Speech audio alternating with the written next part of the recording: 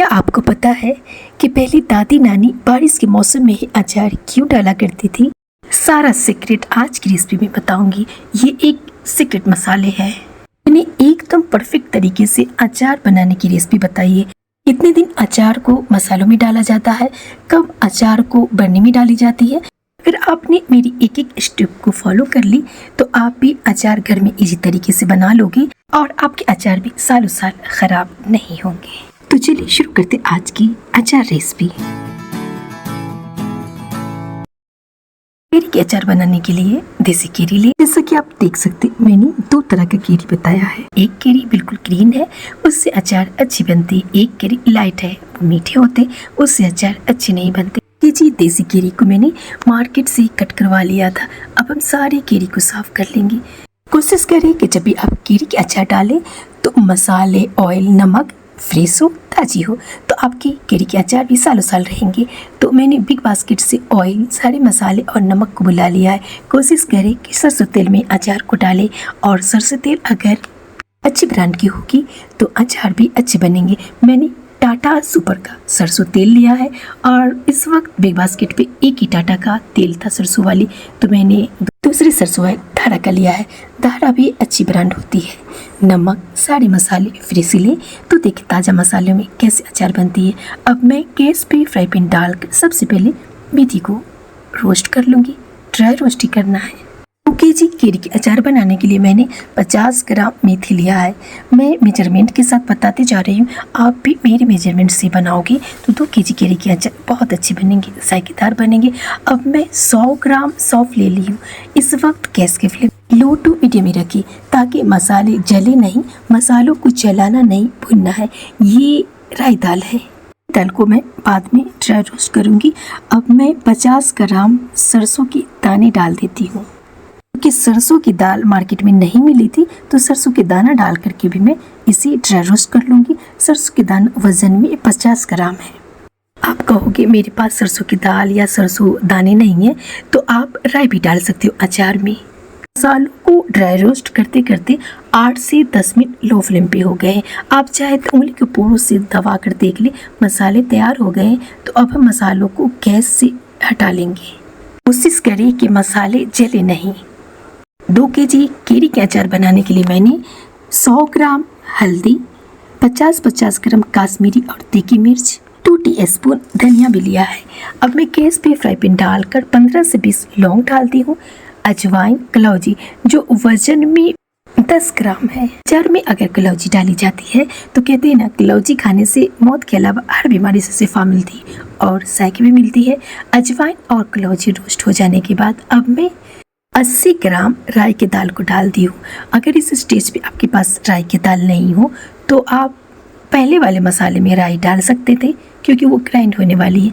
ये मसाले ग्राइंड नहीं होंगे। अब मैं रखे हुए हल्दी, मिर्ची, धनिया को भी डाल देती हूँ और धनिया वाले इंग्रेडिएंट्स को डालकर गैस की फ्लेम लो टू मीडियम में रखकर इसे लगातार स्टर करते जाएंगे।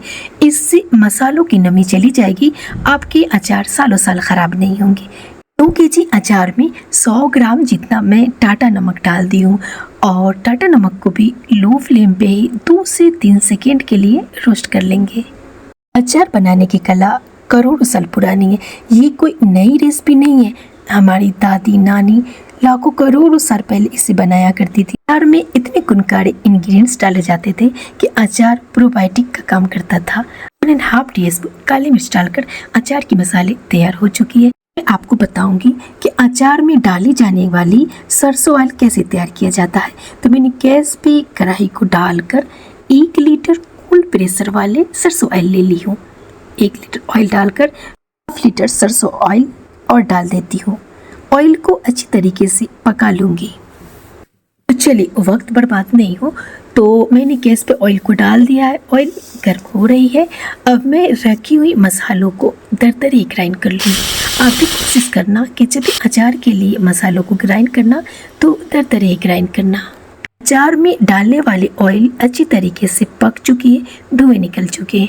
अचार के केरी को मैंने अच्छी तरीके से साफ कर लिया है और पंखे में ही मैंने छोड़ दिया था। जब भी आप अचार बनाएं तो कोशिश करना कि केरी के अचार को रात में ही बनाना।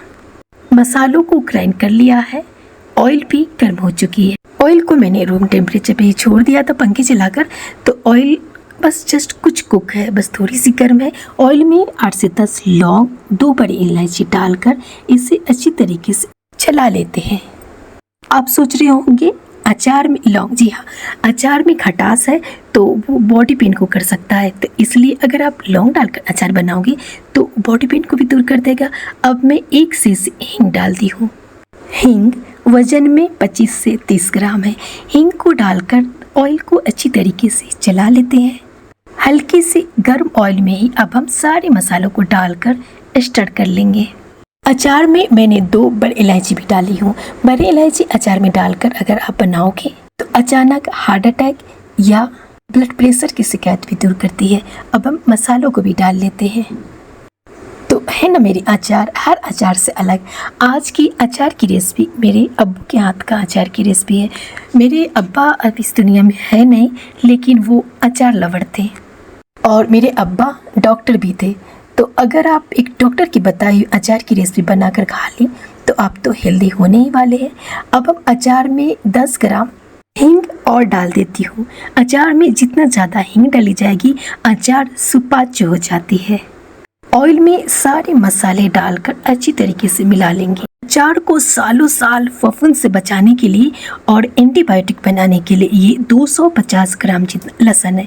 लहसुन के छिलके हटाकर इसे ड्राई रोस्ट करके इन्हें ग्राइंड कर लेंगे। जब भी अचार बनाएं तो कोशिश करें कि स्टील के बर्तन हो, एल्युमिनियम के बर्तन बिल्कुल ही नहीं ले। केरी में मसाले और ऑयल को डाल देते हैं। ऑयल अच्छी तरीके से एकदम ठंडी हो गई थी। अचार में मसाले ऑयल डालकर इसे अच्छी तरीके से मिला लेते हैं। मेरे अब्बू अचार बहुत बनाया करते थे, खासकर मेरे घर में स्टाफ भी हुआ करते थे। फिर भी जब तक अब्बू के हाथ नहीं लगते थे अचार परफेक्ट बनते ही नहीं थे। ये देखिए आज अचार का चौथा दिन है, तो मैंने अचार को बस कॉटन क्लॉथ से ढक के रख दिया था और 4 दिन तक अचार को बस यूं ही चलाती रही। ना कोई धूप ना कोई ताम झाम और मेरी अचार गल के तैयार हो चुकी है। आज 5वें दिन है। आज मैं अचार को मर्तबान बरनी में डालूंगी, तो पहले मैं अचार को चला कर दिखा देती हूँ। आप सोच रहे होंगे अचार में ऑयल ज़्यादा है, तो जी हाँ, अचार में ऑयल मैंने कुछ ज़्यादा ही डाला है, क्योंकि मेरे घर में मछली में भी अचार की ऑयल डाले जाते हैं। और बिरयानी, जब कभी बिरयानी खाने का अचारी बिरयानी मूड हुआ तो इसी अचार के ऑयल और अचार डाली जाती है। और हाँ, एक खास बात, जब भी आप सालों साल अचार रखना चाहें तो अचार बारिश में ही बनाएं। बारिश के अचार सालों साल रहते हैं। लहसुन में थोड़ी सी सरसों ऑयल डालकर इसे ग्राइंड कर लिया था। ये वही सीक्रेट मसाला है जिससे आप अचार को जैसे चाहे रख सकते हैं, अचार कभी ख़राब नहीं होगी। एक बार मेरे कहने से मेरे तरीके से अचार की रेसिपी जरूर ट्राई करके देखना, क्योंकि आज तक मैंने अचार बनाया है तो कभी ख़राब नहीं हुई है। तो बारिश का सीज़न आ चुका है, अब आप देर नहीं करें। बारिश के मौसम में अचार बनाने का फ़ायदा ये भी है कि मौसम में नमी होती है तो अचार ख़राब नहीं होते। तो चलिए अचार में हींग वाली धुआं दे देते। इसके लिए मैंने कोल को जला लिया है। एक कटोरी में कोल डालकर 1 टीस्पून हींग डालकर ऊपर से अचार के मर्तबान बरनी को डाल दिए। 1 से 2 मिनट अचार के बरनी में जार में धुआं अच्छी तरीके से आ जाए तो जार को हटाकर अब मैं सारे अचार को जार में डाल दूंगी। जब भी आप अचार बनाएं तो कोशिश करें कि कांच के जार में ही डालें। प्लास्टिक के जार में अचार डालने से उसमें BPA और 45 नामक जैसे रासायनिक तत्व निकलते हैं जो अचार में घुल मिल जाते हैं और अचार खाने लायक नहीं रहते हैं, हार्मफुल हो जाते हैं। और जब भी आप अचार बनाएं तो बड़ी बरनी से छोटी बरनी में निकाल कर बाहर रखें।